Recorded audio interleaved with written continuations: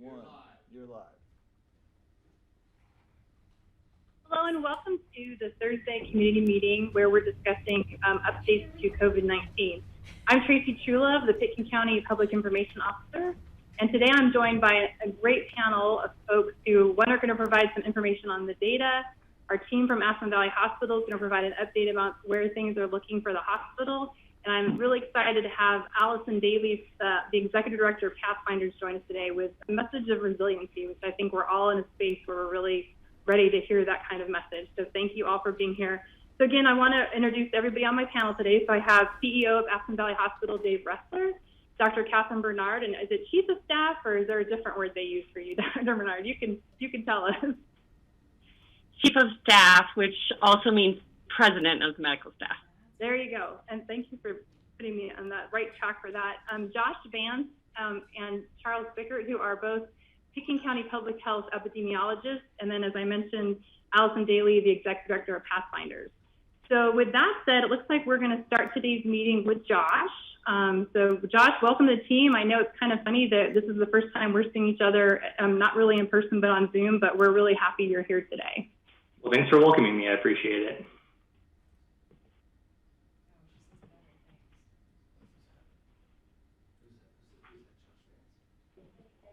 Okay, can everyone see that okay? So good afternoon, everyone who's watching and to the panel. My name is Josh Vance, and I work as an epidemiologist here in Pitkin County along with Charlie Spickert. As many of you have probably seen in the news, multiple states are beginning to see an increase in their number of COVID-19 cases and hospitalizations. Here in Pitkin County, we want to ensure that we are staying ahead of the curve and keeping our community safe. And part of the way we do that is by observing and learning from what is happening at a national level. So I'm going to first walk through what we're seeing nationally, and just to be aware that the data is quite alarming, but we can use this to help inform us on our next steps. After sharing the national data, I'm going to walk you through our data dashboard and talk through our roadmap as a county and kind of explain to you where we're at and what we're seeing right now at a county level. So this chart comes straight from the CDC's COVID-19 website, and it documents the number of newly reported cases per day. One second, let me close this. So you'll notice that we had a peak in early April with ebbs and flows to follow. Then from mid-April through mid-May, it appeared that our case counts were beginning to decrease. But you'll notice that the case counts have begun to once again increase within the past 2 weeks. This is concerning for many reasons. We spent weeks and weeks locked down. We shut down businesses, we stayed home, we stayed away from others, and it seemed to have worked. We flattened the curve, we reduced cases, and our case numbers really did reduce. But now we're starting to see our case counts increase again as our habits and behaviors begin to slowly change. This is the same chart from the previous slide, but only looking at the past month, from May 26th to June 23rd. On May 26th, we had 16,429 cases reported across the nation, as you'll see on the left side of the screen. But if you look at our counts on June 23rd, just 2 days ago, we had 34,413 newly reported cases in the US. That's a drastic change within the period of just 1 month, when a significant proportion of the nation continues to adhere to social distancing practices and wearing their masks. But this is what happens when we begin to become complacent. And even more concerning is how the US compares to the European Union. So this data comes from a program called Our World in Data, which is a program that's based out of Oxford University in England. It documents the number of newly confirmed cases in the US and in the European Union. When we compare these two, the reason why we compare these two is because we have a similar population size, the US versus the EU, and our demographics are moderately similar. So they're a pretty good comparison point when we're looking at national level data. The EU, which is shown in dark blue, peaked around early April, then fell steadily and are now keeping their case counts relatively low. Alternatively, you'll notice the US, shown in teal, peaked just after the EU, but had a much slower decline in newly reported cases. And while the EU's case counts are stable at this time, our case counts are skyrocketing. There are many reasons why this could be true, but I want to show you a few states in our nation that are seeing increases in cases. and may be contributing to this rise. So these graphs, which were published in the New York Times the other day, document the increase of cases in 8 different states across the country. There is a sharp rise in the number of reported cases in many of these states. And as we've seen over the last 4 months, as our case counts increase, so do our hospitalizations, which I'll discuss in a few slides. So it's important to monitor these numbers closely to ensure our hospitals do not become overburdened. And for those of you who've been following this pandemic closely, you may be wondering if the increase here is simply due to an increase in testing. Are we testing more people, therefore we're getting more cases? And there are several metrics that we can look at to answer that question. But I just want to show you the total number of tests administered in the US over the past few months.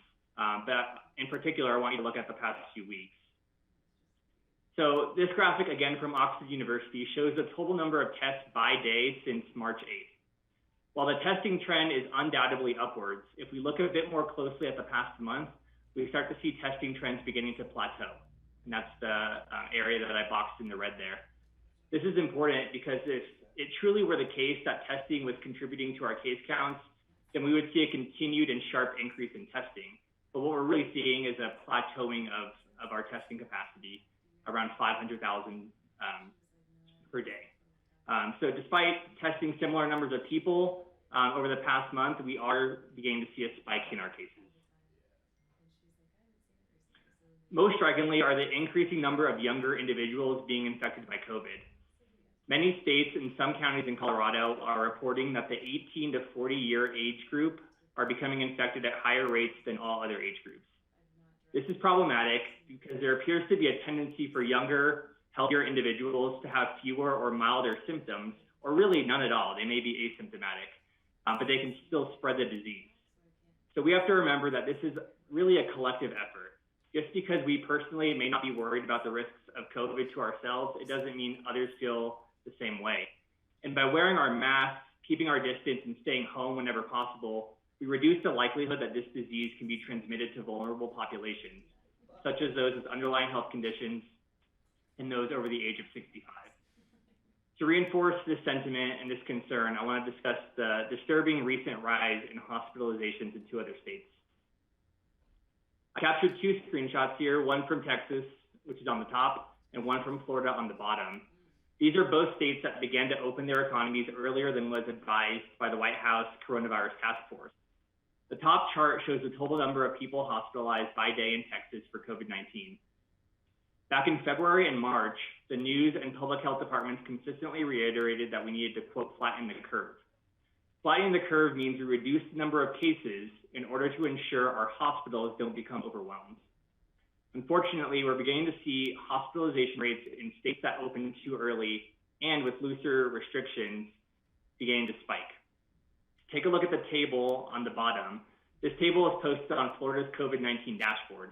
The table says that Florida has somewhere between 4,296 and 6,444 ICU beds across the state.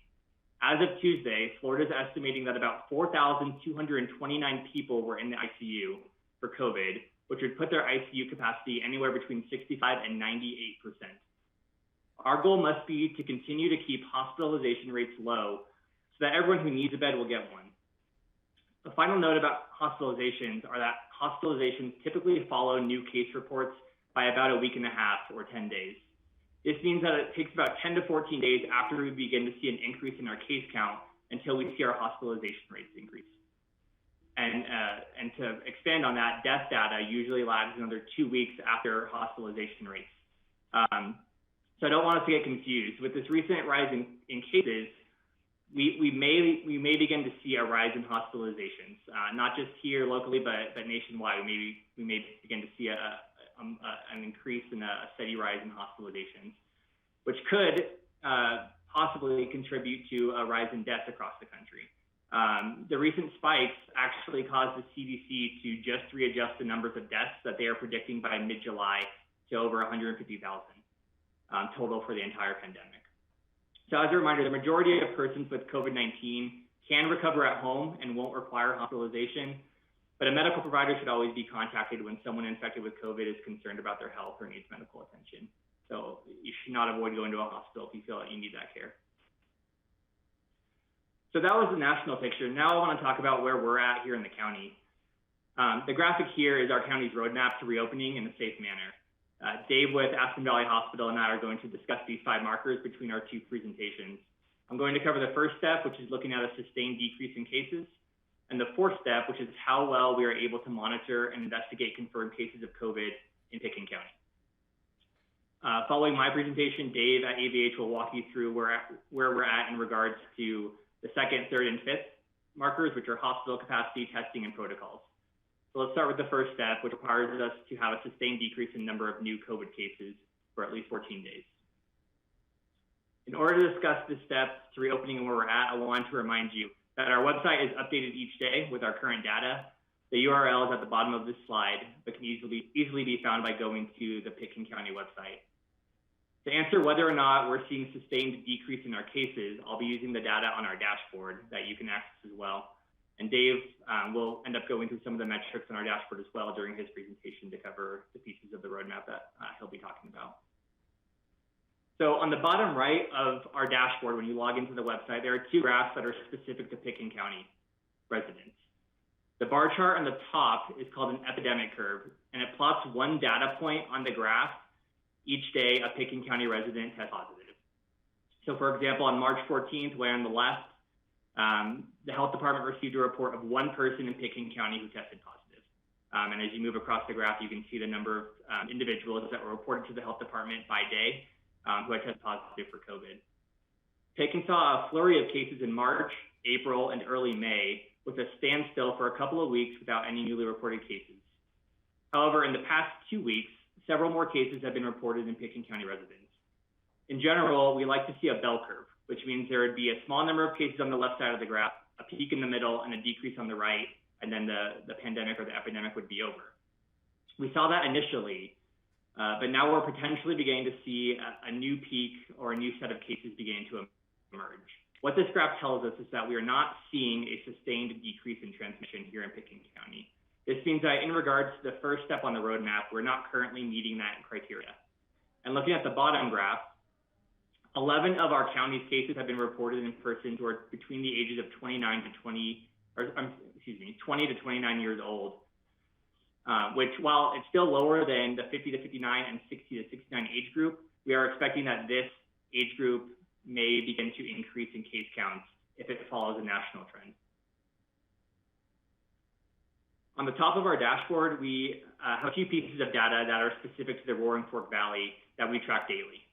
In the top left, we've included total number of cases among Colorado residents, which is approximately 31,155 total that have been reported throughout the pandemic. Here in Pitkin County, we've confirmed 86 cases with 2 associated deaths due to the illness.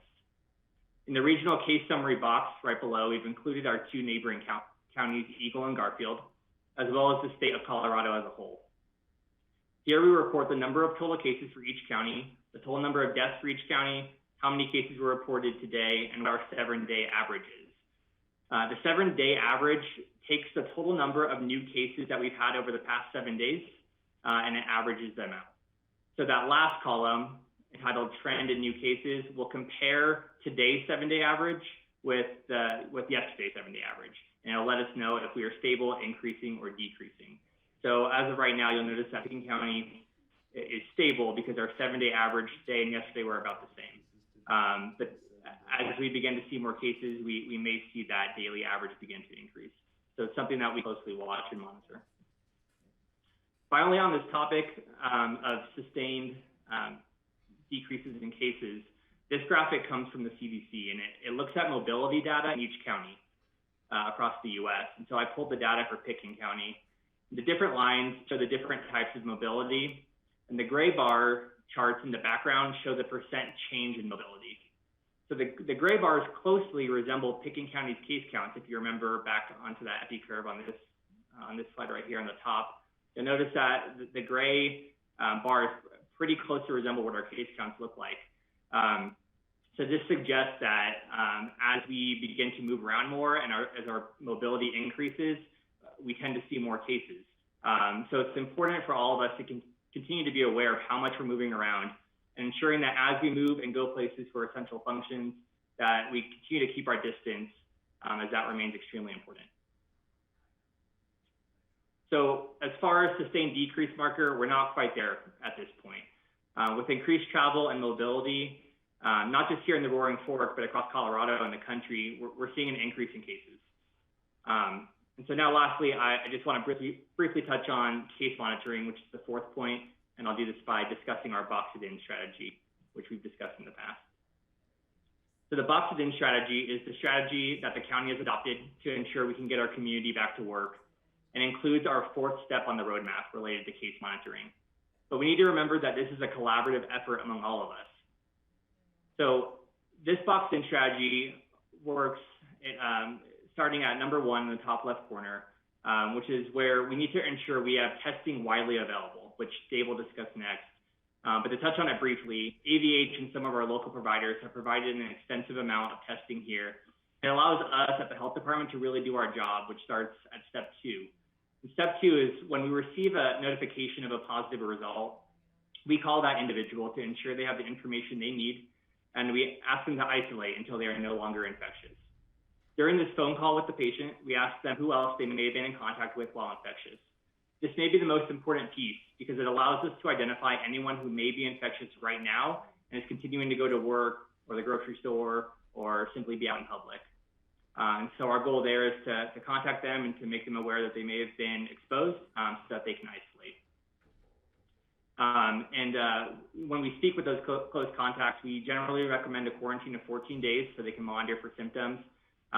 If the case, sometimes the length of monitoring can be shortened if the person is confirmed with COVID, but in general, we require a 14-day quarantine.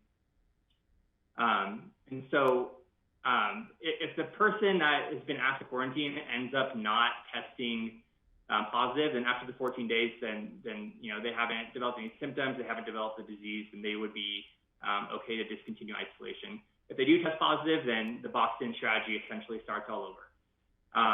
And so we continue to use this strategy to really monitor and kind of help guide us in our practice. And it's also the strategy that we use to really ensure that our case counts are remaining low and that we're really boxing in the virus and ensuring that it doesn't spread.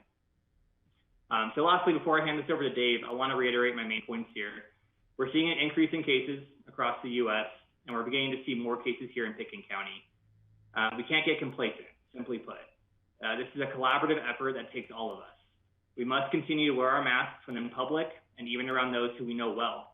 We have to operate under the assumption that everyone around us may be infectious, which means we need to continue to distance ourselves from others by at least 6 feet, refrain from prolonged in-person conversations with others, and stay home and call our primary care doctor when we feel sick.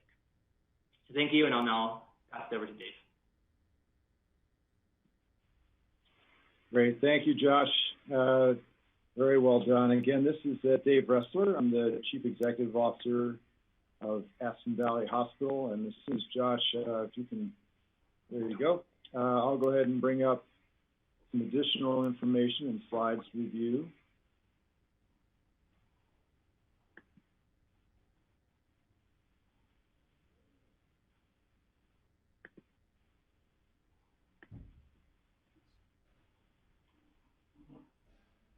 Okay, can everybody see that?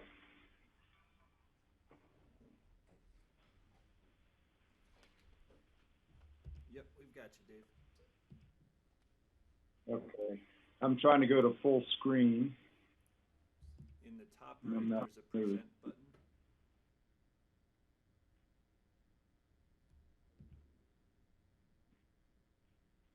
There we go. Thanks for your help. So I'm going to pick up the couple points that Josh said we would with regard to the roadmap to reopening and the 5 criteria that hopefully by now everybody in the community is really becoming familiar with. And the first one that I wanted to touch on is the second of the 5 criteria, which is that hospitals are safely able to treat patients without resorting to crisis standards of care. And so as Josh referenced, this is posted on the Pitkin County website and is available for your review at any time. It's important to note that it will only change when the status changes with regard to one of the three categories: inpatient hospitalization, our average daily visits, or the number of essential healthcare workers that we have out ill with COVID-like symptoms or actual COVID positive tests. So we are currently running in all three categories as comfortable. So that means that we are below the threshold levels that are identified in the cautious column. So for example, we have greater than 50% capacity right now in the hospital for inpatient purposes. And in the average daily visits, however, and going back to some comments that Josh made, this is where we are really starting to observe increases, as I'll share with you in a minute. The emergency department isn't yet really seeing a large number of patients. We're still well below this average of 6 per day. But the Respiratory Evaluation Center, we actually hit 10 on Tuesday, and we've been running close to that for the past couple weeks, and similarly with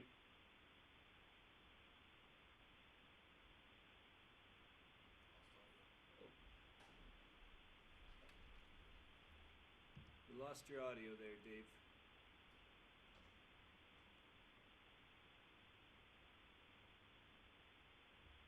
Dave, we lost your audio. Not sure what's going on.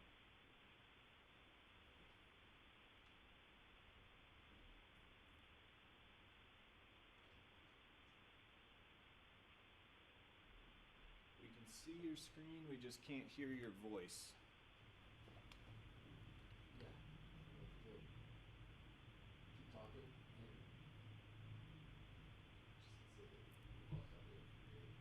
So we've lost audio from Dave Ressler. We're trying to get that back now.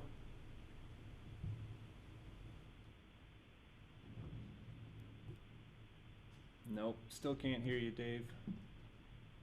Let me try to mute him.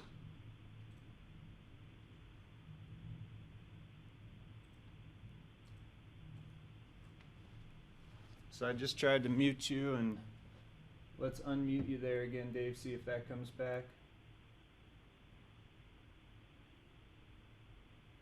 Nope, still can't hear you.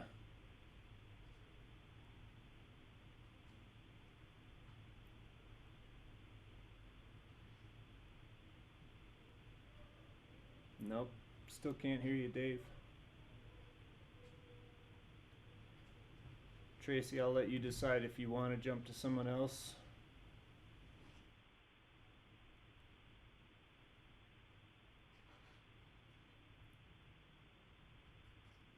Andrew, can you hear me? We can hear you, Tracy. Okay, so yeah, maybe we see if Dr. Bernard has audio, and we'll jump to Dr. Bernard, and then we can always see if we can bring Dave back in for his presentation. Okay, this is Catherine Bernard. We can hear you just fine. Can you hear me? Yep. Okay, great.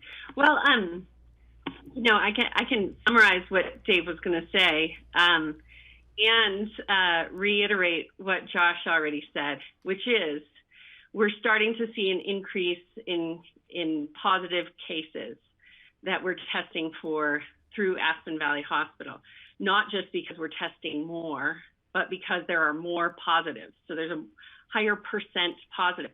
These cases so far, they're not that sick, and as Josh pointed out, you know, they're in a younger range of patients. So that's good for the hospital right now, but it's bad because this is a stealthy virus. It can live for anywhere from 2 to 14 days in your body, causing very little symptoms or no symptoms at all, while you're still able to spread the virus.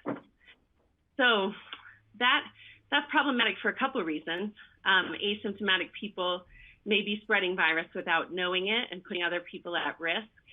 Also, it may take 2 to 4 weeks to see someone actually get sick enough to need to be in the hospital, to need to be ventilated, and to die. And so when we see this early warning sign, younger people getting sick, maybe without even symptoms, the increased positivity of tests that we're doing, that worries us for what's going to happen in 2 to 4 weeks. And we are seeing increased cases in the ER. We are. They're not being admitted yet, but we all have concern. So,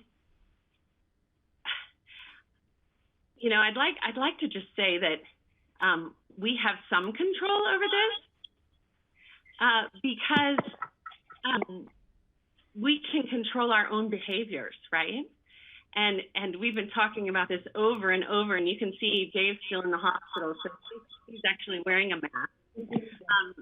If we cover our faces in public, if we avoid closed spaces with poor ventilation, crowded places, or if we have to go somewhere like that, we wear a mask, we can prevent some of the spread of this virus, at least slow it down. You know, as more people start mixing and getting closer together, this becomes more and more important. And I just like to recognize that I know this has been confusing. People have said, wear a mask, don't wear a mask, you need this kind of mask. I just want to point out that science is about taking all the information that you have and then doing the best you can to find the best solution. And I'm a medical doctor, so I'm trying to prevent loss of life. I'm trying to tell you, do these things, because I believe that in 2 to 4 weeks, if we're all doing this, less people will be infected and ultimately less people will die. An epidemiologist is a little different than a medical doctor. You know, they're studying the determinants, the distribution of disease factors. And so sometimes as we learn something new about a virus like COVID-19, they change what they recommend, because they learn that there's a lot more asymptomatic people who can spread this by just speaking within a close distance. And that's why they're recommending that we cover our faces, that we keep our distance, that we limit those closed spaces and those crowds as much as we can.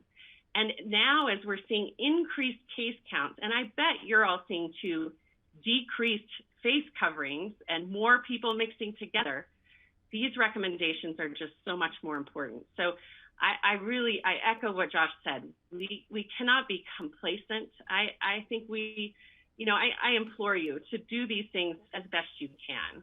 And I think Dave has video back, or audio, so you want to try again, Dave? Can you hear me now?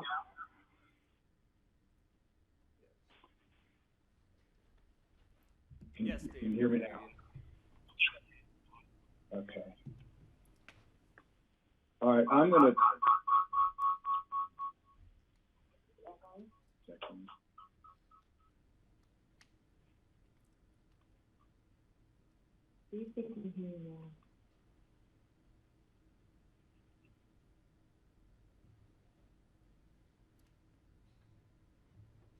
So Dave's just getting Can you his still hear me? presentation back up. Yep, we can hear you, Dave. Okay, for some reason I'm back with the computer, so we'll keep rolling here. And thank you, Dr. Bernard. That was excellent. So where I believe we left off was explaining that we are concerned about the number of visits that we're encountering, and we are getting very close to the point where we may have to move cautious. And as Dr. Bernard pointed out, downstream from that, 1 to 2 weeks, is when we would be concerned about seeing increased hospitalizations, and Josh referenced that as well. So we consider this to be an early indicator with a high degree of predictive value to say that these increased visits that we're seeing could lead to something much, much worse if we don't address them.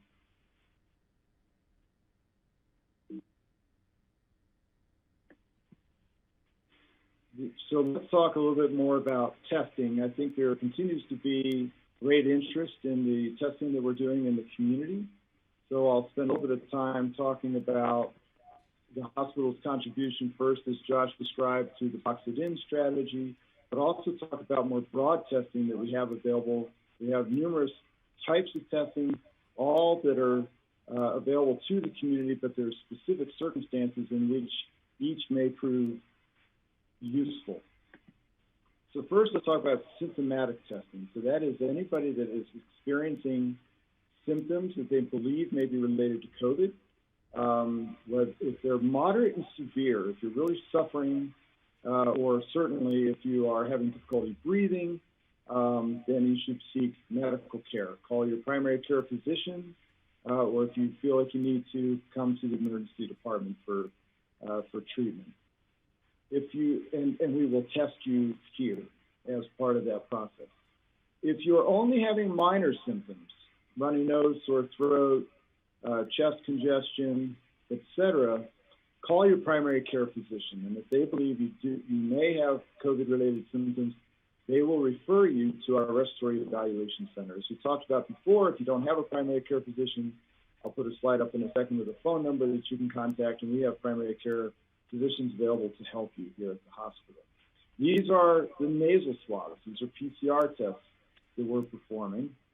Very pleasant experience that they are, but it's over very quickly.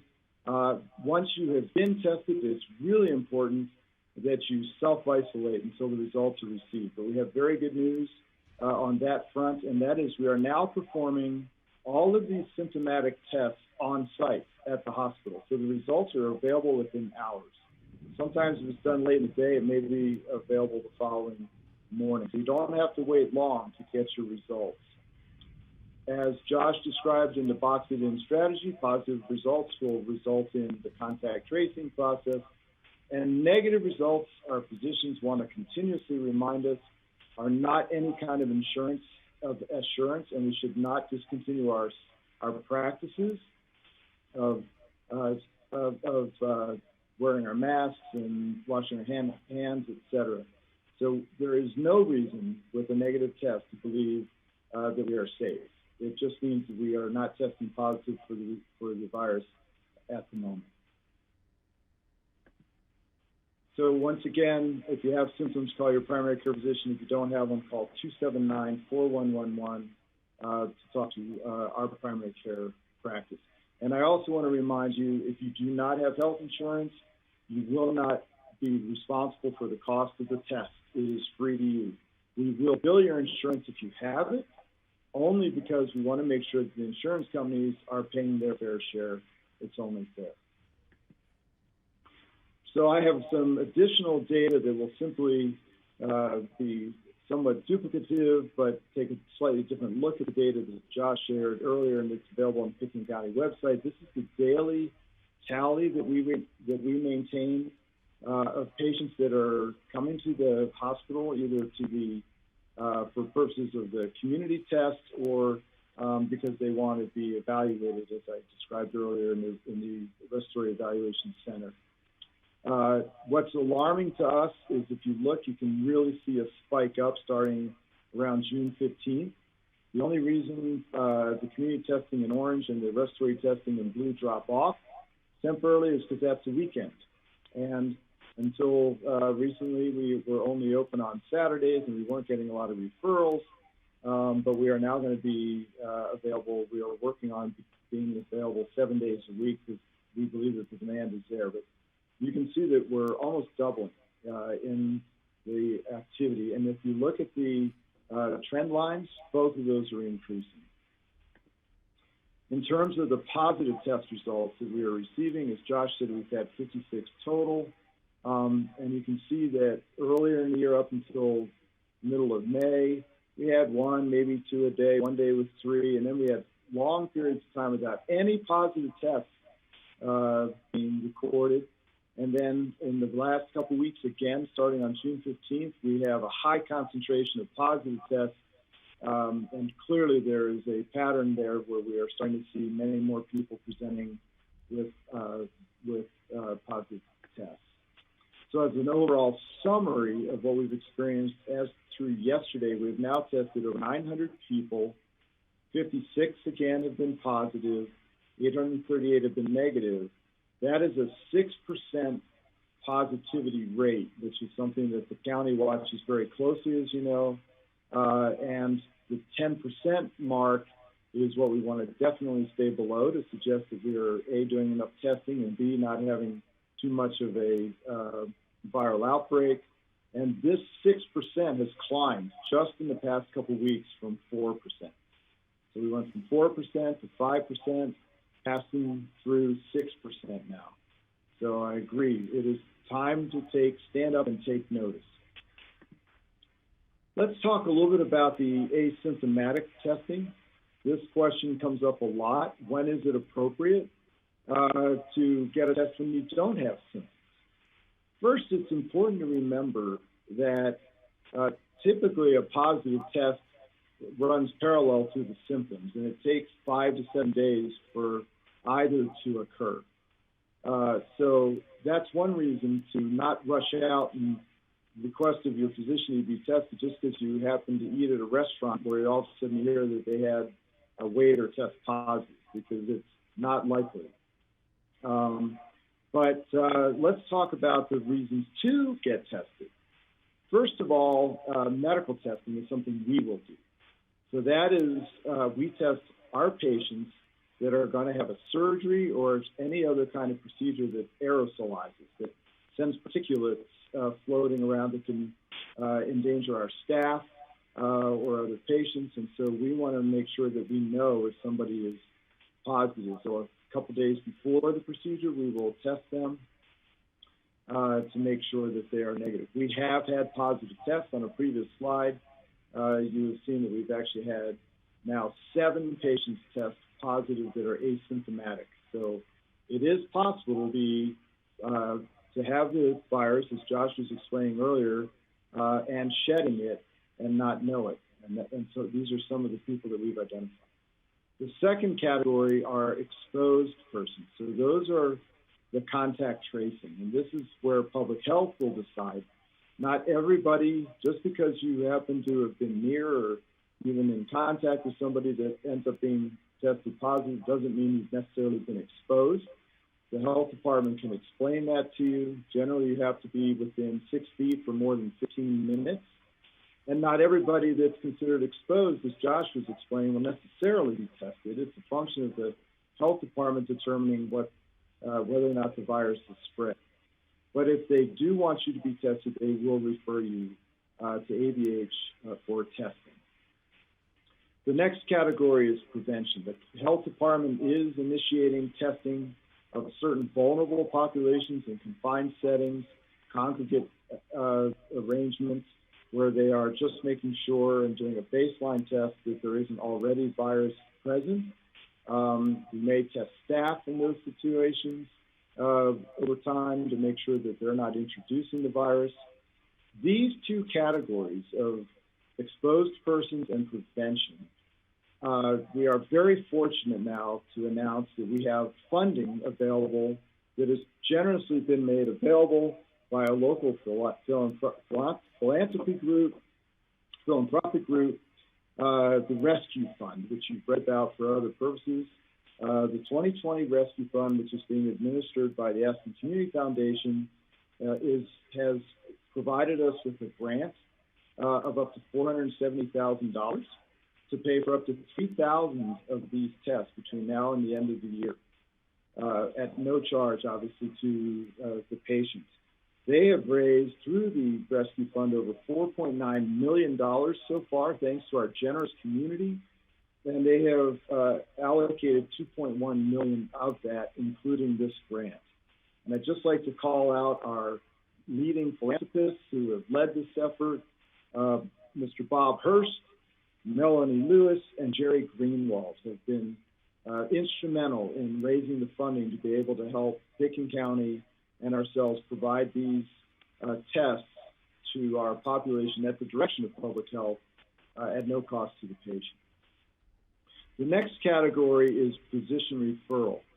That is a opportunity if you would like to be tested because you're traveling to Maine or Alaska or one of the other states that requires tests prior to traveling there. You can have a asymptomatic test performed through our laboratory at the hospital. And you simply need to contact your primary care physician. They can then do one of a couple things. They can either provide the test in their office. Many physicians now have access to these saliva tests. And by the way, for all of these asymptomatic tests, our test of choice is saliva testing. It's easily collected. It's still a virology specimen, and it doesn't expose the person receiving the specimen. Your physician may also write an order to have, again, that test provided through our laboratory. As I mentioned at the beginning of the discussion about asymptomatic tests, however, it doesn't make sense, and your physician will explain that to you in all cases to be tested. And when they do believe that it makes sense for you to be tested, they're going to want to wait 5 to 7 days after you may have been exposed for that test to occur. And we send these tests out. And so it takes 2 to 3 days for the results to be returned. And finally, our physicians will always remind us, and your physician will remind you, that just because you have a negative test, it's just a point in time. You could test positive the next day or be infected the next day. So it doesn't mean anything with regard to letting down your guard and not protecting others. Finally, antibody testing is available at the hospital. We've done hundreds of these tests so far. They are ordered by the physician. We can do them on site. We also have the ability to send them out. But it is a conversation you need to have with your physician about what value an antibody test might have for you.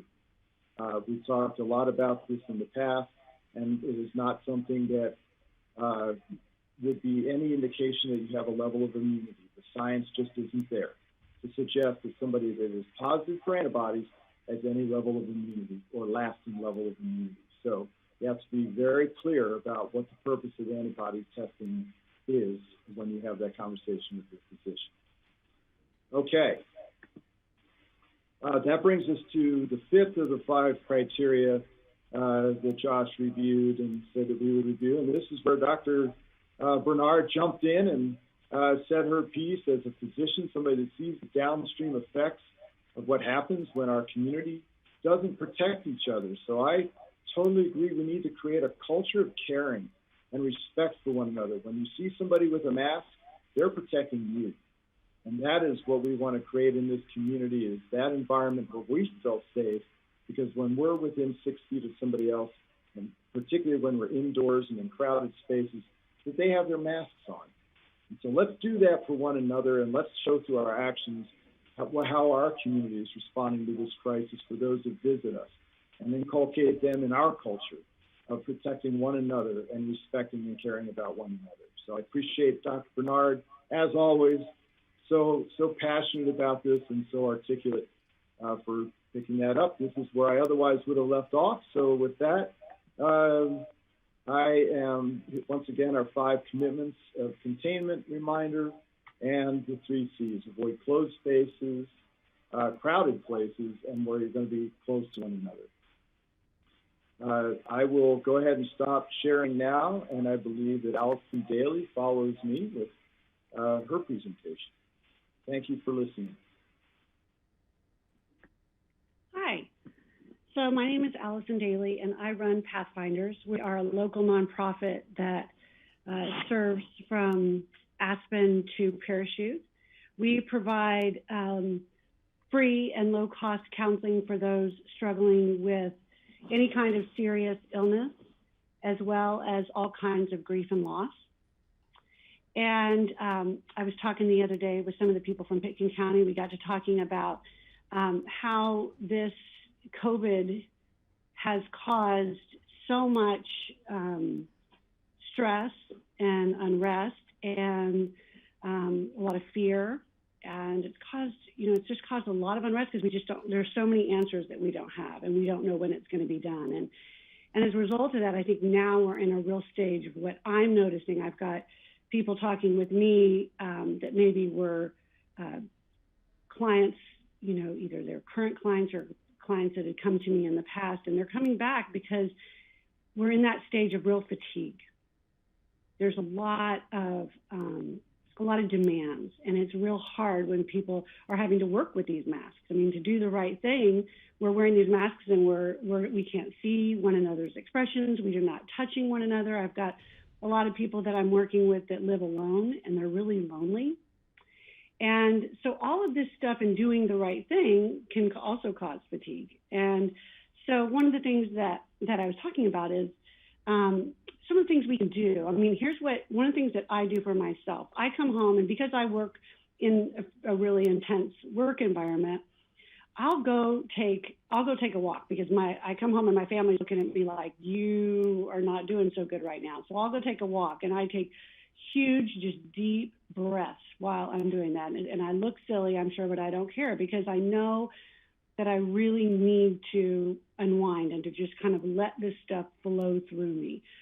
So I think like the importance of, we always use the term self-care, and that term can kind of be overused, but it's like whatever it is that means something to you, that feels good to you, to take care of yourself, doing that, and really understanding that right now, so many people are under fatigue. So many people, there's so much that's being asked and demanded of people. The other thing that I'm noticing is I've had a couple people that have gone back to work, and everybody in the work environment is under a lot of stress as well. There's people are, they're trying to keep their distance. They've got their masks. They're being asked to do jobs that they weren't asked to do before. There's all of these cleaning requirements. And so they're just really feeling that kind of fatigue. And one of the things that I've talked with some people about is, when you come in contact, let's say you've got someone who is really having a hard day. And one of the things that we do is we tend to take on what other people sort of give us. And one of the things that I tell people is, let's say you're going into work and you know that it's going to be a stressful day. One of the things you can do is, and I call this the mirror effect, where I just imagine that I've got a mirror on my forehead. And what I do is I just ask that whatever somebody's trying to give me or whatever's going on with them, that I don't take that in, that I just let that be their experience. So I just imagine that whatever's coming at me goes right back to the person that it belongs to, and that I'm not trying to take on too much. Like, for example, let's say somebody calls you and they're mad about something. That's, unless I've done something wrong, that may just be their anger and their stress over what's happening in their life right now as a result of COVID.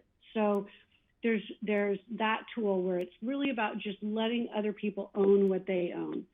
The other thing is the aspect of, I always call it, another thing that people can think of, and I really like analogies because analogies make sense to me. And I call it the box.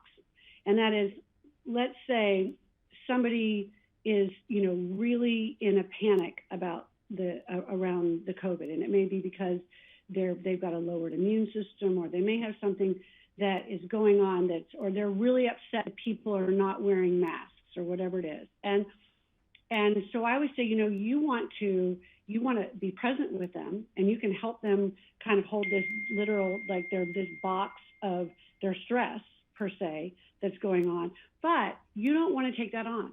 So at the end of the conversation, you listen and you hear them and you appreciate what they're saying, but you also figuratively, you give them back that box that they're carrying, because that's their experience.